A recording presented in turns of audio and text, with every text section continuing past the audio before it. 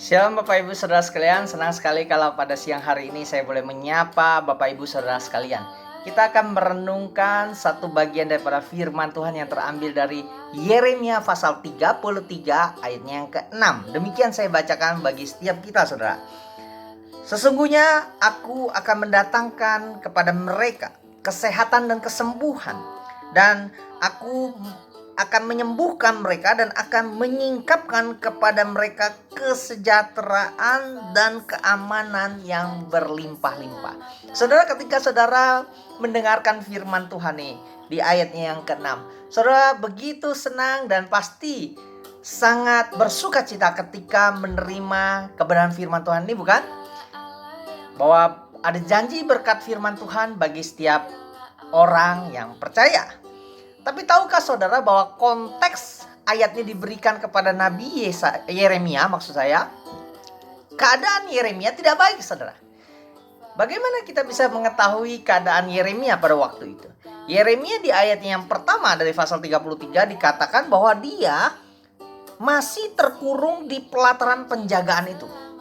Jadi firman Tuhan ini sebenarnya ditujukan kepada penduduk Yerusalem yang tinggal di kota Yerusalem yang sedang menghadapi bangsa Kasdim, bangsa Babilonia yang mengepung mereka dan yang sedang dimurkai oleh Tuhan.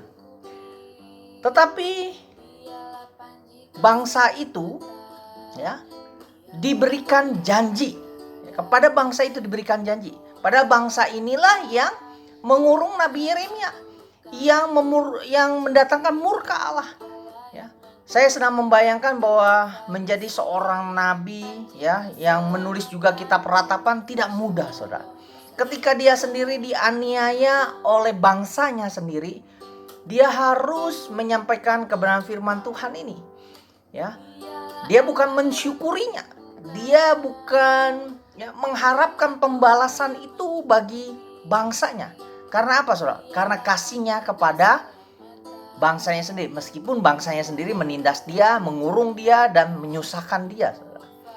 Saudara, janji penggenapan ini akan terjadi pada waktu kedatangan Tuhan Yesus yang pertama dan yang kedua kali. Kalau kita merujuk kepada ayat yang ke-15 dan ke-16, saya bacakan demikian. Di perikop selanjutnya saudara, dikatakan pada waktu itu dan pada masa itu aku akan menumbuhkan tunas keadilan bagi Daud. Ia akan melaksanakan keadilan dan kebenaran di negeri. Pada waktu itu Yehuda akan dibebaskan dan Yerusalem akan hidup dengan tentram, dan dengan nama inilah mereka akan dipanggil. Tuhan adalah keadilan kita. Saudara, penggenapan janji firman Tuhan ini terjadi pada saat Yesus Kristus lahir ke dalam dunia, mendirikan kerajaannya di dalam hati setiap murid-muridnya, dan nanti pada kedatangan yang kedua, dia akan sungguh-sungguh menjalankan keadilannya sepenuhnya di atas seluruh dunia ini sebagai raja di atas segala raja, saudara. Kita mengucap syukur kalau kita boleh disembuhkan, boleh dipulihkan karena bilur-bilurnya. Saudara, biarlah kita tetap percaya kepadanya. Di tengah-tengah masa pandemi seperti sekarang ini, kita mengingat kembali janji kebenaran firman Tuhan itu telah digenapi pada waktu Tuhan Yesus datang yang pertama kali, dan kelak akan mencapai pemenuhannya pada waktu kedatangannya yang kedua kali. Biarlah Tuhan menjadi sumber keadilan kita dan iman kita tetap padanya. Amin.